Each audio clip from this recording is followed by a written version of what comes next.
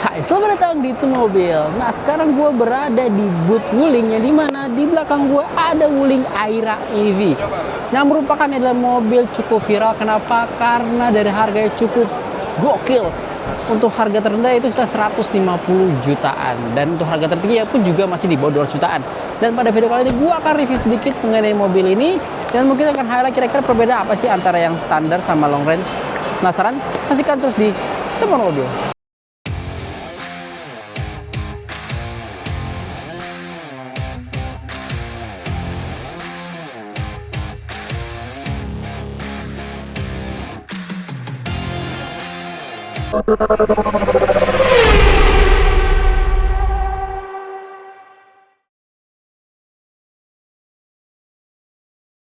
Nah, kalau kita lihat sebenarnya ini mobilnya lucu banget, gemes banget. Dari belakang kita sudah ada yang tipe Toy Story-nya. Dan dimana kalau kalian tahu ini selama seminggu udah 1000 pemesanan, dan 300-nya itu mengenai tema Toy Story.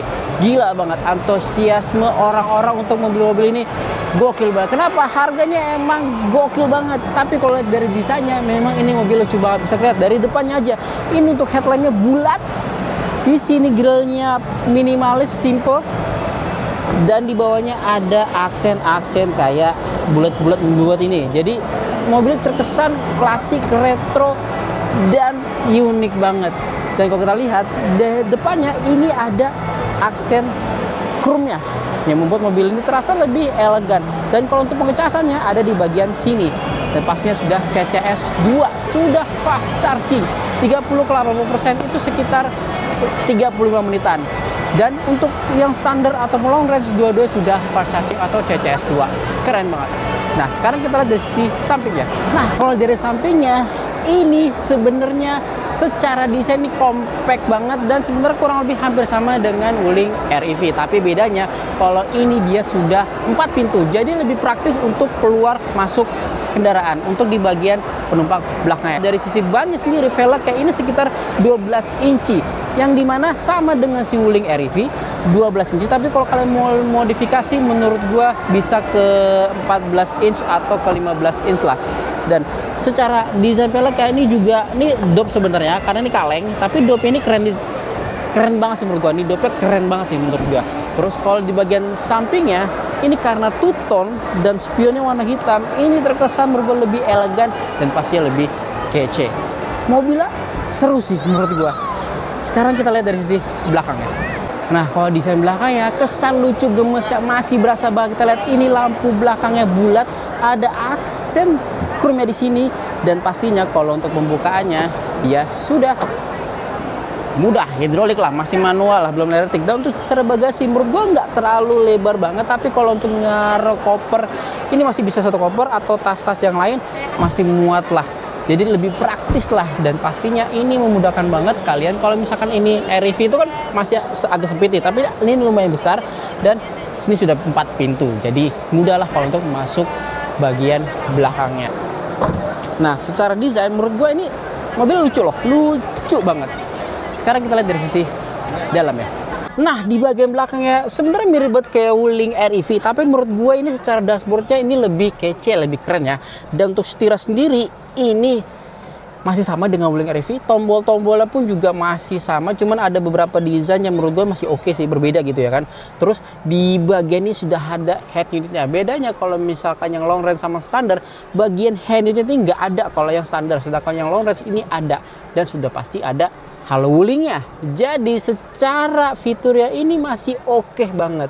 Dan karena emang tema Toy Story, ini ada gimmick-gimmick yang lucu banget tuh. Ada Disney Toy Story-nya, keren banget. Yang beli mobil ini, apalagi suka Toy Story, Disney, kayaknya wajib banget sih beli mobilnya, karena lucu banget. Dan kalau dari sisi pengemudinya, menurut gue ini cukup lebar, kayak lebih enak dibandingkan REV, dia kan lebih lebar. Dan tuh posisi mengemudi juga lebih oke. Sedangkan memang kalau dari sisi joknya itu belum elektrik, masih manual. Di sini ya ini masih keras, ini pun juga keras sih menurut gue ya, tapi ini bisa naruh kompartemen-kompartemen lainnya gitu. Nah, untuk pengaturan kalau di REV, pengaturan transmisi ada sebelah sini, tapi kalau dia transmisi sebelah sini, di sebelah kiri. Jadi untuk mau maju, mundur, netral ada di bagian sininya. Dan kalau Apalagi di sini kita lihat sini ada sun visor di sini, ada untuk mengatur hazardnya, dan oke sih, menurut gue cukup oke ya. Dan kalau dari si pengemudi nih duduknya nih, walaupun emang agak pocong gitu kan, maksudnya emang dia desain pocong, tapi masih oke lah, masih oke dengan harga segini masih oke lah, karena desain lucu banget. So far oke sih menurut gue ya, keren. Kita lihat dari sisi belakangnya. Kalau di bagian belakangnya jujur agak sempit sih menurut gue ya. Kayak hampir sama dengan Wuling REV sih. Karena emang kalau posisi mengemudi gue duduknya seperti tadi, di bagian belakang agak sempit sedikit, tapi di sini dapat buat pocket. Terus agak sempit sih. Lumayan lah, tapi kalau misalkan buat bawa anak ini masih oke sih menurut gue ya. Jadi emang ini cocoknya buat di dalam perkotaannya untuk nganter anak-anak atau mau dibawa kampus, bawa kerja pun juga masih oke sih. Tapi kalau gua duduk di sini jujur memang agak sempit dikit. Kalau gua jadi penumpang, gua mau di tengah. Lebih enak lah, lebih lega lah gitu kan. Karena bukan gua sih, gua tinggi lumayan lah ibaratnya gitu. Tapi cukup oke sih. Kalau bawa sendiri itu masih lumayan oke. Let's go.